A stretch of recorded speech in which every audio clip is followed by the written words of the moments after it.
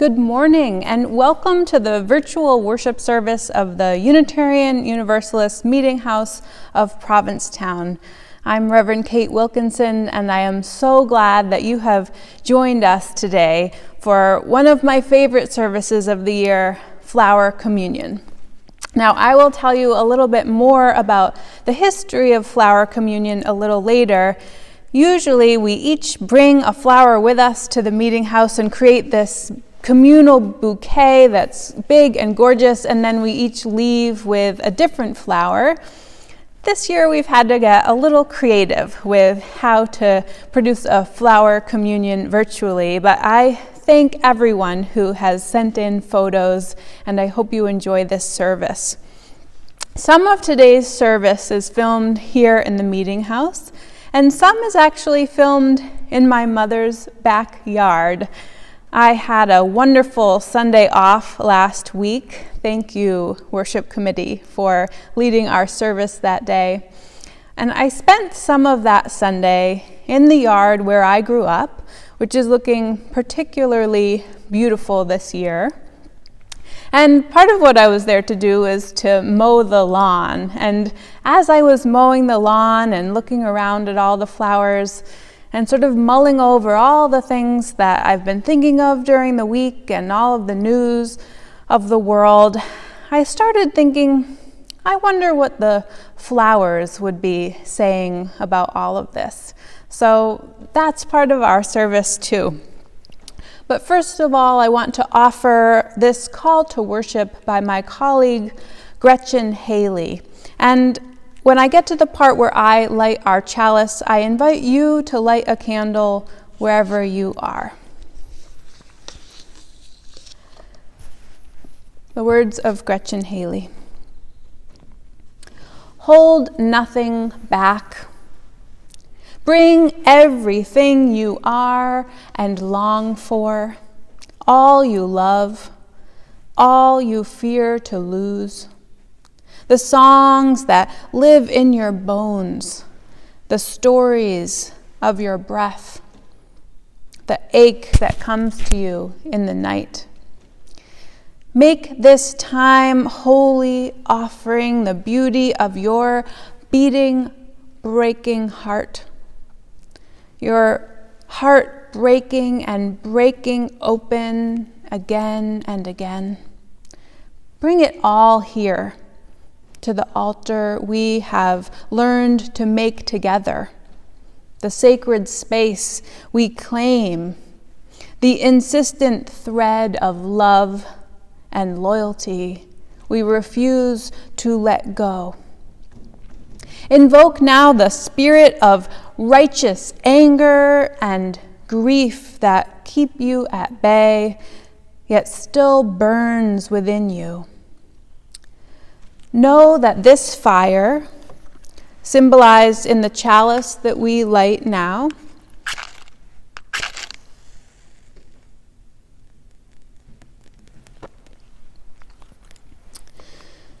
know this fire as your inheritance.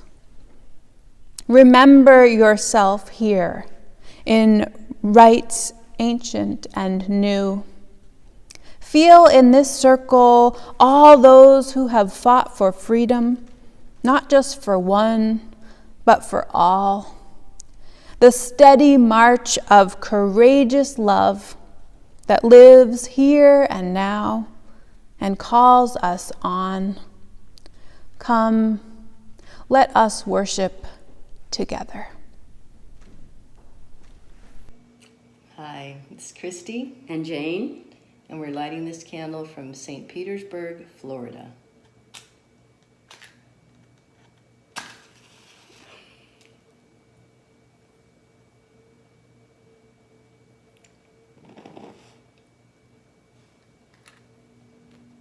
Lighting our chalice in Stamford, Connecticut.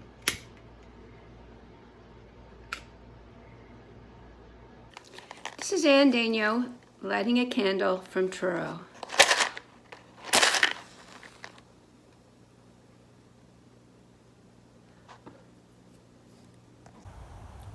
Our prayer this morning is by Reverend Norbert Chapek, the founder of flower communion. In the name of Providence, which implants the seed, the future of the flower, and in our hearts, the longing for people to live in harmony. In the name of the highest, in whom we move and who makes the mother and father, the brother and sister, lover and loner what they are.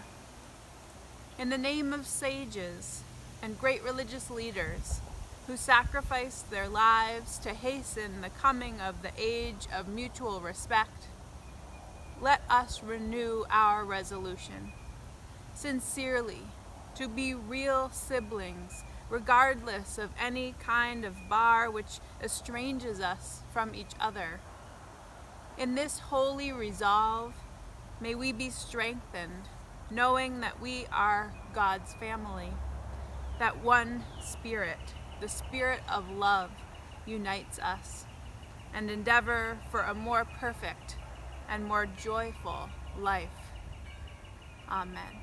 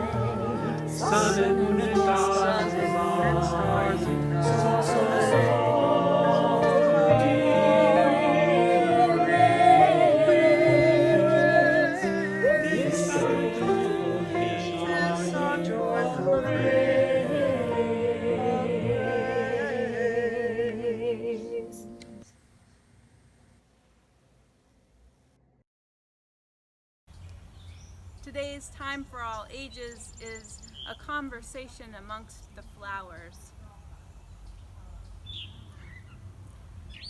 One day, two little girls stood side by side looking at the garden, which was in full bloom. "Isn't it pretty?" said the first little girl, "with all the different colors?" "I don't see color," said the second little girl, for this is what her parents had taught her to say. This started up quite a conversation amongst the flowers, who spoke their own quiet language to each other. "That makes me want to cry," said the bleeding heart, who was full of feeling on the best of days. "You always want to cry," said the iris, who was always self-possessed, never shedding petals here and there like the apple blossoms which grew above her. "But it's so sad," the bleeding heart repeated, "not to see color." "Don't worry," said the flag, upright and direct as always. "They're just pretending anyway when they say that." "But why would they pretend such a thing?" asked the peony indignantly. "It would be such a shame not to see my beautiful magenta layers." Of all the flowers in the garden, she was the most showy. "Because they were taught the wrong thing about this country when they got here," said the flag, who often spoke about the country's founding. They were told this place was a melting pot, that everyone should become the same. They didn't understand that this country is a garden, that we each add beauty with our different colors and shapes and sizes. Well, I certainly do, said the peony, ever confident. They forget, said the lupin, that we bloom in our own way and in different seasons to make the world more beautiful. But will they remember? Asked the nervous forget-me-not, always preoccupied with the questions of legacy. That's why we're here, remarked the daisy, who, though humble, knew the power of a simple gesture, having once been placed into the barrel of a gun to proclaim peace. That's why we're here, to remind them.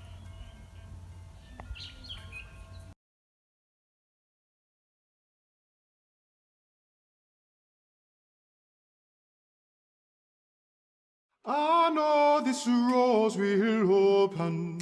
I know my fear will burn away. I know my soul will unfurl its wings. I know this rose will open. I know, I know, I know, I know, I know, I know, I know, I know, I know, I know, I know, I know, I know, I know, I know, I know, I know, I know, I know,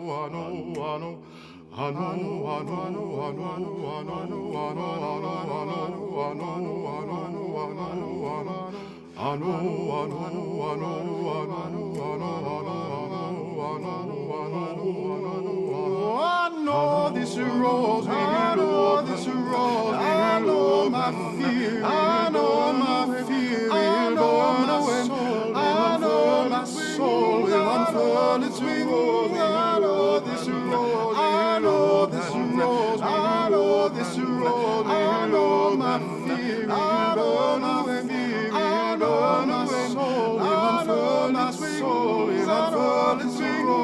I know this rose, I know this rose, I know this rose, I know this rose, I know my fear, I know my fear, I know my soul, I know my soul will unfurl its wings. I know this rose, I know this rose, I know this rose, I know my fear, I know my fear, I know my soul will unfurl my soul will unfurl its wings. I know this rose, I know this rose will open. I know my fear will burn away. I know my soul will unfurl its wings. Will unfurl its wings. I know this rose, I know this rose, I know this rose. I know my fear will burn away. I know my soul will unfurl its wings. Will unfurl its wings. I know this rose will open, open, open, fear will open. I know my soul will unfurl its wings. I know this rose will open.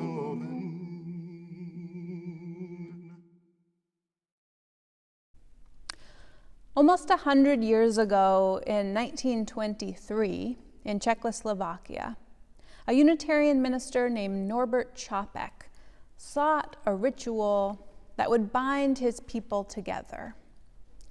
The traditional communion of bread and wine would not work because among his flock, he had many people who did not believe in it. In fact, there were many who struggled even to believe in God. And yet they were welcome in that church. Reverend Čapek looked out at his people and he saw an incredible diversity amongst them. They each had different backgrounds. They each believed different things. They were each seeking the truth in love. And they were each beautiful. But he also saw that although each person was different and each somewhat alone in their seeking, that they were stronger together, that they were more beautiful together than apart. That this religious community was creating something special, something more sacred than each of them could achieve alone. On a walk one morning in the beautiful Czech countryside, he was struck by the beauty of the flowers he saw growing there, each different from one another, each more beautiful for being mingled together with the others in a meadow. And then it came to him, the perfect ritual. He invited each of his congregants to bring a flower with them on the next Sunday, to be gathered into a beautiful bouquet, each flower adding its own beauty and grace to the arrangement. At the end of the service, he invited each person to take a different flower with them. It was handed to them on their way out. Here's how he explained the ritual to his people. We have chosen flowers, nature's most tender, common, and beautiful gift, as our symbol and our sacrament. A flower is divine. You cannot create it, whatever effort you make. What is supposed to be expressed in our symbol, our sacrament, he asked? Number 1, each of us is symbolized in a flower. 2, flowers together in a vase symbolize fellowship, our commonality. 3, the way that we brought and carried away the flowers symbolizes voluntarism, freedom. 4, when you leave this meeting in peace and without rush, each of you take a blossom out of the bunch of flowers without choosing, as a sign that you do not pick who you want to accept as brother and sister. This simple and elegant ritual caught on in Norbert Čapek's church and in the other Czech Unitarian communities.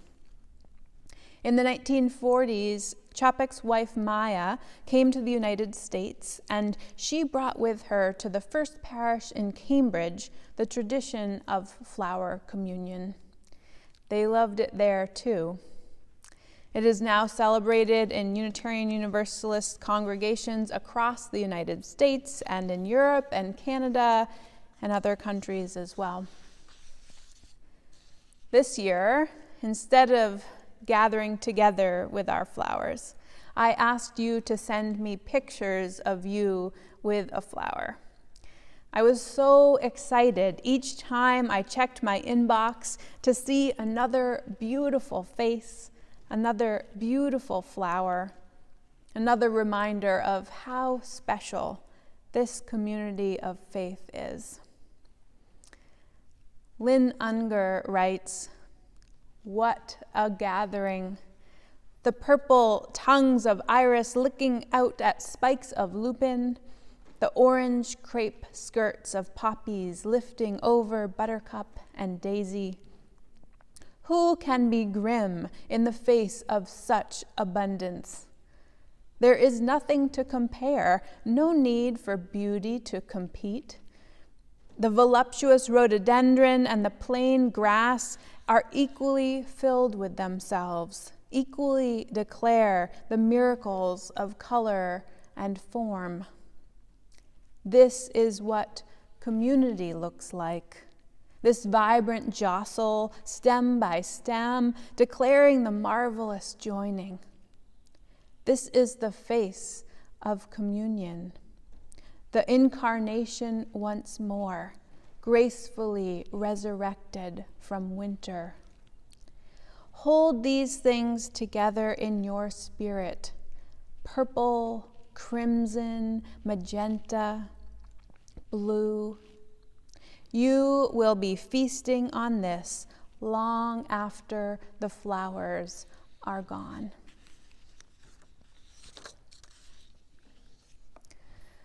As I'm watching the news these days, my heart is filled with fear and anger and sadness.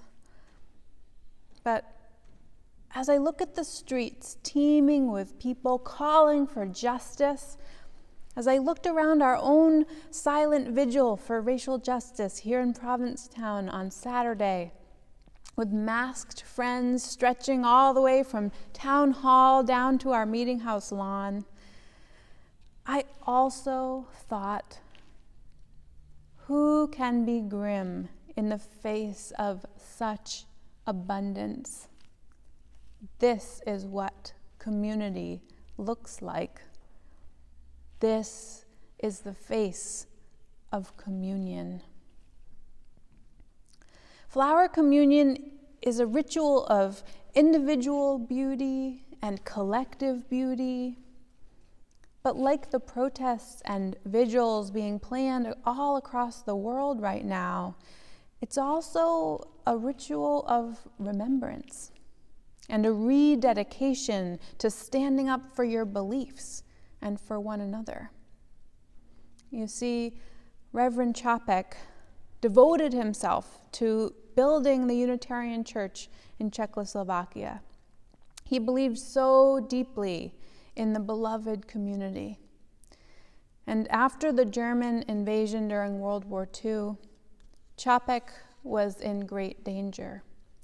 His message of love and acceptance, of coming together across differences, was not one supported by the Nazis. Čapek was given the opportunity to come to America, to transfer to a church in the United States where he would be safe. But he decided to stay and continue his ministry in Czechoslovakia. For his beliefs, he was arrested in 1940 and sentenced to death in the gas chambers for expressing ideas too dangerous to the Reich to be allowed to live. He died in the concentration camp at Dachau in 1942. Reverend Čapek died for his beloved community. It seems so heroic now, his bravery. He seems larger than life, a figure for the history books. And he is. But his instinct to protect his community, even though it put himself in danger, is not outside the bounds of what I have seen here, what I have seen in this community and in this country, even in the darkest of times. As I walked down the line of silent protesters on Saturday, and as I collected your pictures this week, I saw the faces of people who stand up for what you believe in and who you believe in. And even though we are apart during this season, in countless ways we continue to show up for each other, to be community for one another through good and bad times, even though we do not always believe the same things as each other. We come to worship in part to be reminded of our own unique beauty and gift that we are asked to share with the world, and in part to be reminded of what is being asked of us to ensure that others have that same opportunity to show up in the world as their full selves. Together, we are expanding the idea of who we are being asked to show up for and what we are willing to risk or give up in order to truly be there for one another. This year, I was particularly struck by Čapek's fourth point about the flower communion ritual. Number 4, When we reach for that blossom from the bunch of flowers, we do not pick who we want to accept as brother and sister, as sibling.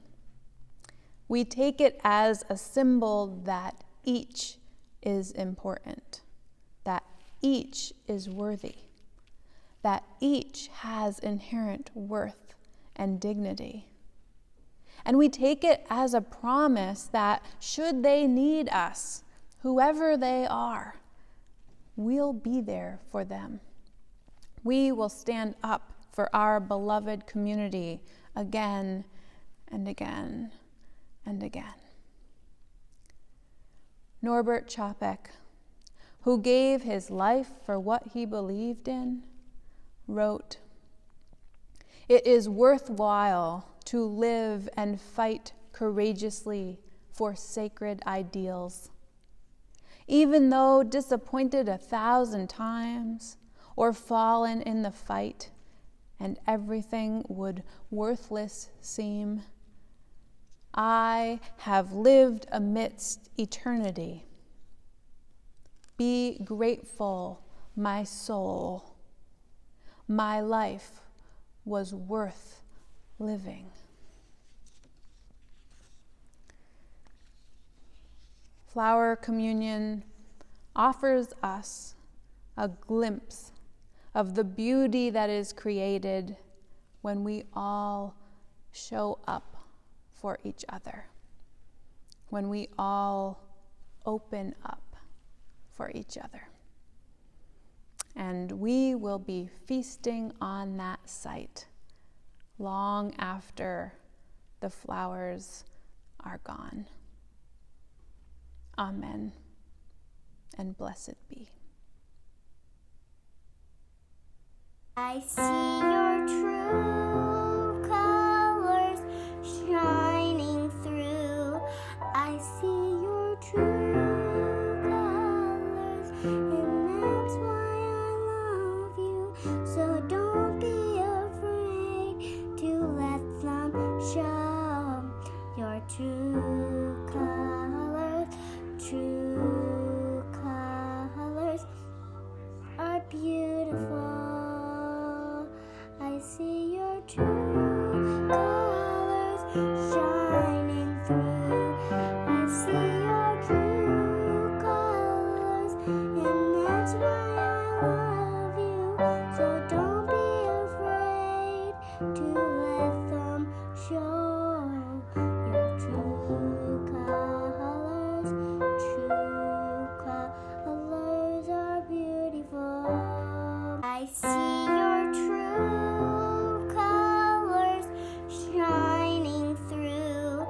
I see your true colors, and that's why I love you. So don't be afraid to let them show your true